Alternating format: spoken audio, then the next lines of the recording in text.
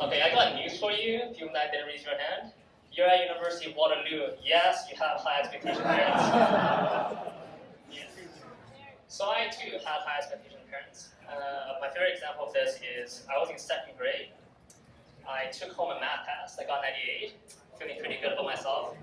Showed my dad. My dad's like, why not 100? You're supposed to be good at math, right? So that's typical of me growing up.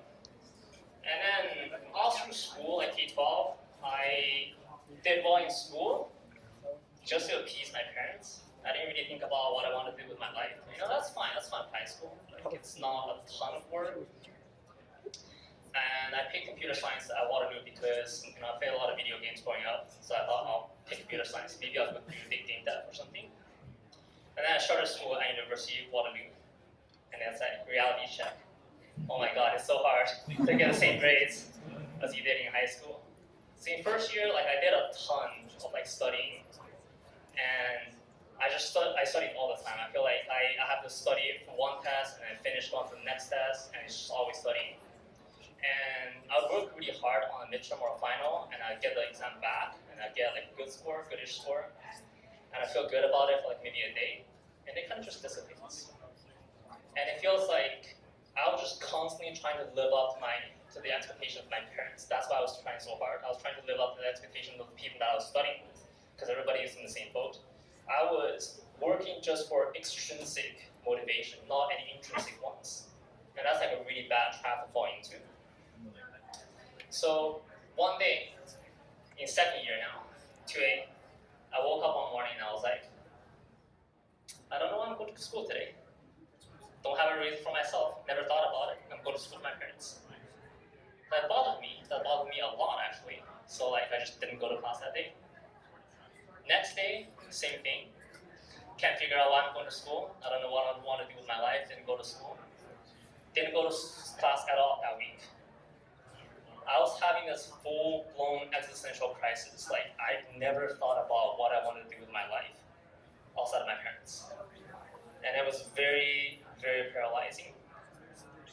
Now, I was 19 at the time, and I wasn't very emotionally mature. I didn't know how to deal with my problems effectively. You're supposed to tackle them head on. What I did instead was I chose to run away from my problems. And this is around 2006. You know what else was happening in 2006? Whoa, Warcraft. Yeah, so some of you guys probably haven't played this game, but we have heard of somebody older than you that have been their life playing this game. Yeah. So instead of going to classes now, I was just playing video games all day, every day. 2A, right? Didn't do any of my assignments. Midterms rolled around. I knew I couldn't write any of my midterms, didn't go to any of them. Finals rolled around. I knew I couldn't write any of my finals, didn't go to any of them. And then you can probably guess what happens next. 2A, attempt number 1, which is 2006. Now, for those of you guys on this transcript, if you've never seen a D&W on your transcript, it means did not write.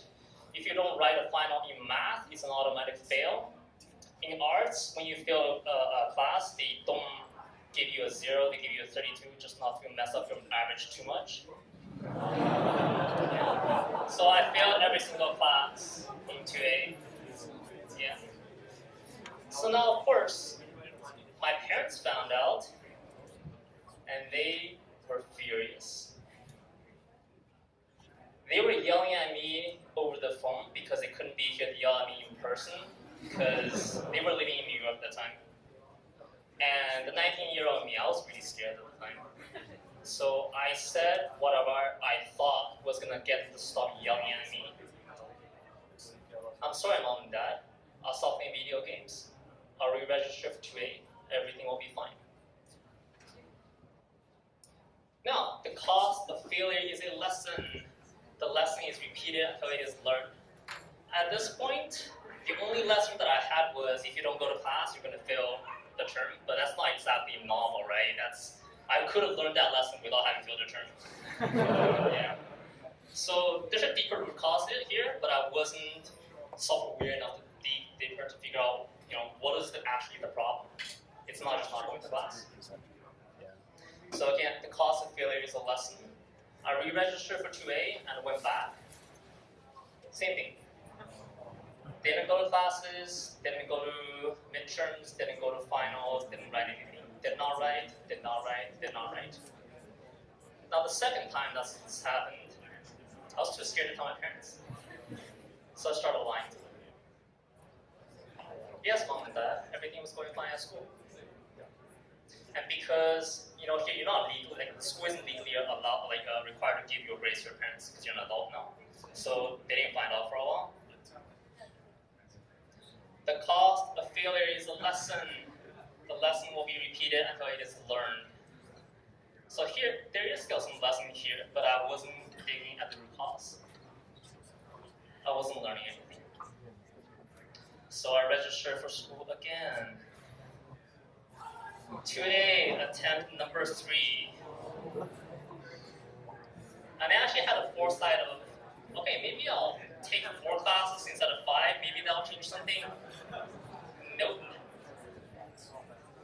So now at this point, I was playing video games for about 18, 19 hours a day. So this is me waking up at like 6 p.m., playing video games until noon, and then going to bed, and then repeat, barely eating anything in between.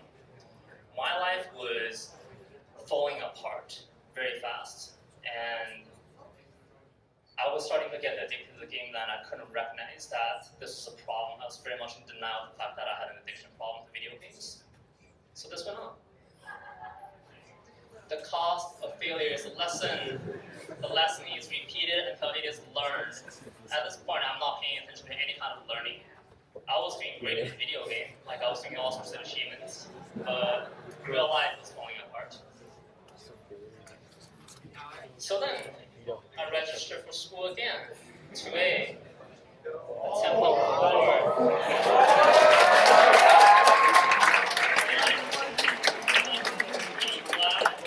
I'm really glad that you guys are excited about the one pass. The easiest class. I took it with Richard Ennis. I don't know if he's still teaching. Great prof. Yeah. So yeah, I did this the 4th time. Taking bets on how many more times I'm going to do this. No guesses? Okay, I'll find out.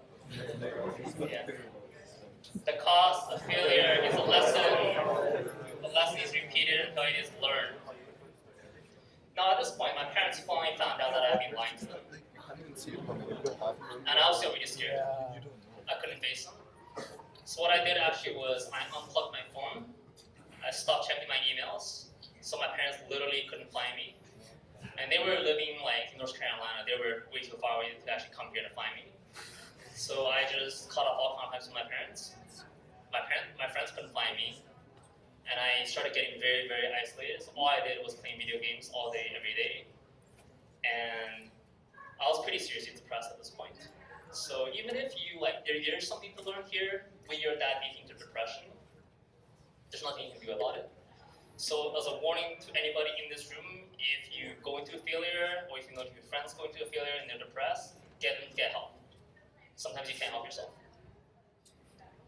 So then, I did this again anyways, 2A, attempt number 5. Now, some of you might be wondering, how does the university keep letting me do this if I'm just going to register and not go to class, right? Now that's funny, because the University of Waterloo was wondering the same thing. So they told me, no more chances, you're done. Like, university isn't for everyone. I've heard a lot of hurtful things in my life. This one stung the most. And right around this time, I remember I was starting to be a few months behind on rent, and I was not eating a whole lot because I didn't really have money. My credit cards are overdraft, or my bank accounts are overdraft, my credit cards are maxed out. And I remember one day, at the start, or in the middle of winter, I think, standing outside a grocery store in Kitchener, and I had these 2 quarters in my pocket that I was just rubbing against each other. I kind of spaced out because I haven't eaten for a few days. And I kind of snapped back and I realized these are the last 2 quarters that I have. stood outside that grocery store, and I felt like I had this impossible choice.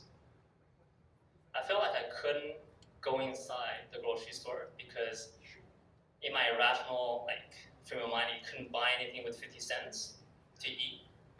And at the same time, I felt like I couldn't leave because I was scared that if I left without eating that day, I might starve. So I just stood there. I ignored it. Felt really sorry for myself. Started crying. Tried not to look at people that were walking by and looking at me crying on the street. And that was my rock bottom. And I used to think that when you hit your rock bottom, you hit some kind of epiphany, you get some divine wisdom to tell you how to steer your life back on track. Not so, at least not for me. You get a choice. So at that point, I was so far into my depression that I thought, you know what, I was okay with dying. I could just starve, or more likely get kicked out of my apartment and then freeze to death in Waterloo. And there's a second choice. I could turn around and do the thing that I have always failed to do, which is to face my problems, face this long, insurmountable backlog of issues that I've racked up over the last however many years, dropping out of school to play video games. And I thought, you know what, for shits and giggles, let me give it a try. So I picked choice number 2. I reached out to my parents, who at that point, fortunately, they realized that by being mad at me, they weren't helping. So they were actually supportive for once. They were not yelling at me, they were offering help. So I went home for a few months just to rehabilitate, to get a change of environment. And then I moved to Mississauga, where I worked 2 part-time jobs, Winners and Taco Bell. I worked these 90-hour weeks just to save up money to go back to school at some point, because in my mind, I thought I was going to go back to school, even though I didn't know why yet. And yeah, that's the road to redemption. It's really just a lot of tedium, and you have to just really put in the work. There's nothing magical about it, but you do surprise yourself. So I did this for about a year, and I started preparing a packet to petition the school to let me back in, to give me a 6th chance. I put together this huge docket of things. I got references from my employers, my parents, from my previous professors, and I brought it here to Waterloo to an academic advisor in math, Riley Metzger. He used to teach me stats. He looked at my packet, and he looked at all the failed terms in my transcript, and he said to me, and I quote, "Oh, dude, you fucked up." And I was like, yeah, I know. And then he told me that he really wasn't sure what was going to happen to me because he's never seen anything like this before, and then he sent me home. And then, I think about a month later, this is now April of 2011, I got a letter from the admissions office from Waterloo. I read it again. I cried a second time on my tiny little bed in a tiny little basement, but this time out of happiness because the school decided to give me a 6th chance to come back.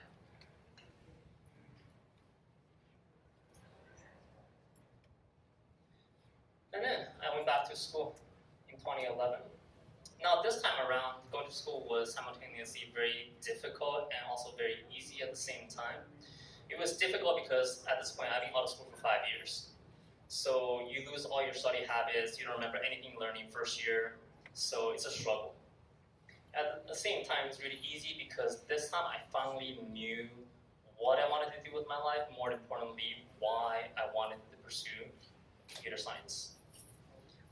The exact reasoning is not important, just the why I can tell you later if you want, but having that made all the difference, because if you know exactly why you're chasing a particular goal and you're doing it for yourself, like going to classes didn't feel like work, going to TA's office hours didn't feel like work, setting up a study club, making friends, doing extracurricular, all of them because you knew what you wanted to do and why, and that made all the difference for me. But still, I was really scared my first time back in school. I failed at this 5 times before, why should this time be really different? And I came into one instance where I was taking Stat 230 and had a particularly difficult prof where he just like, what's the appropriate word here?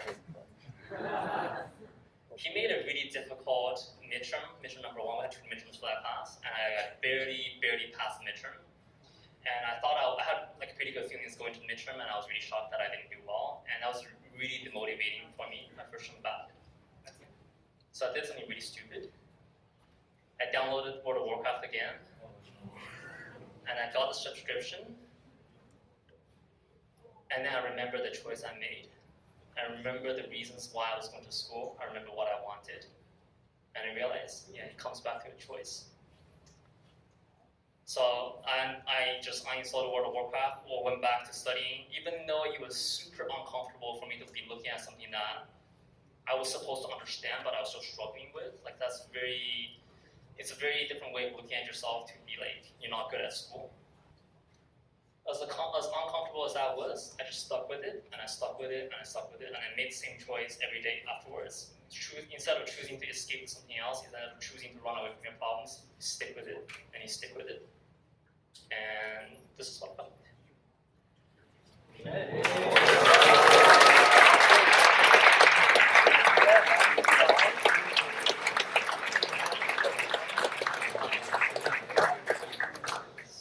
This is probably the happiest day of my life, because this is the first time through my string of failures that I proved myself that I can do this. I can do this. Just swim a little bit more, just swim a little bit more. And then the terms after that kind of flew by, and then I graduated at University of Waterloo in 2014. And then I had an offer with Google. Yeah. So very fortunately, this worked out. I think it's very fortunate that the school gave me another chance to try it a sixth time. It's very fortunate that I met a lot of people along the way that made this possible. Let's see. Moral of the story: the cost of failure is a lesson. Until you find the root cause, it will keep coming back and failing you and failing and failing you. So make sure that when you fail, you don't get discouraged, because that's going to distract you from looking for the lesson. Know that it's uncomfortable when you fail, but stick with it, look for the lesson, and then try again. Now let's talk a little bit about the why. What are your reasons for being in tech? What are your reasons for wanting to work for a company like Google or Facebook? It could be the compensation or the perks.